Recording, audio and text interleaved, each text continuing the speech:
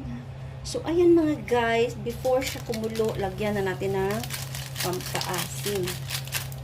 So, dahil wala naman tayo ibang pampaasim, dito lang tayo umaasa sa sinigang mix. So ito may bawas na. Sorry, kanina hindi ako nagsasalita kasi wala akong stand. So, okay na po yung pampaasim natin. Medyo maasim-asim lang. Ayan. Before that, takpan muna natin. Pagkulo, ilagay na natin yung mga vegetables, no? So, guys, buksan na natin. Kikumulo na siya ng konti. So, ano ganit, baby, oh? So, ayan, guys. I-remove ko lang ni siyang medyo bukal. Bula. Cute na mga tingin. Huwag na yung sabay, no? Kiss na kuya. Kiss na kuya. Pagkabati na yan, Sara. Dugot, dipuntipo. Gas. Gagwa na sa lungga. Hiya. Hindi mo daw maulihi. Tatuwa. Mana, kagay kay mami. Muday. So, guys, ayan na po yung ating ilagay ko na yung nangitim talong mga guys. So, nangitim na. Kakabi ako lang. Itim na kaagad.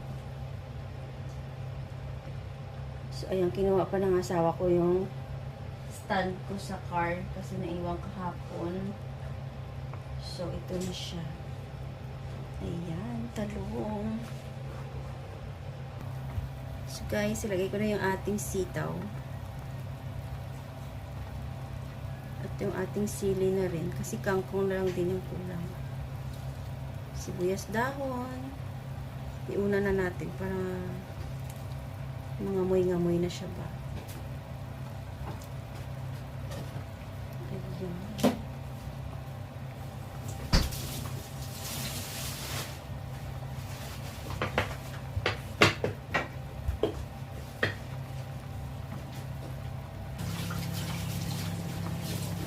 Paglagay ka ng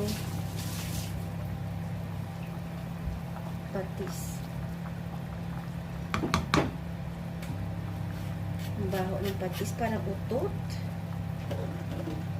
Parang utot, guys. Parang amoy utot. Ayan, guys. Ilagay ko na yung kangkong natin.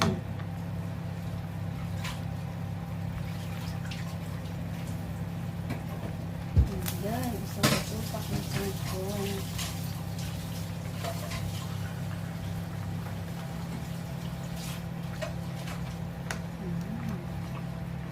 Kamatis natin ay buhay pa para makain ito.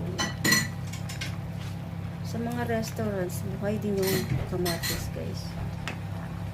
Ayan.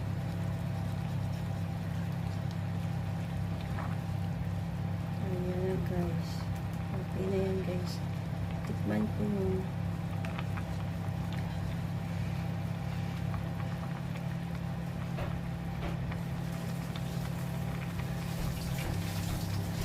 sakto lang. Ayan na guys, luto na yung ating sinigang na ulo ng salmon.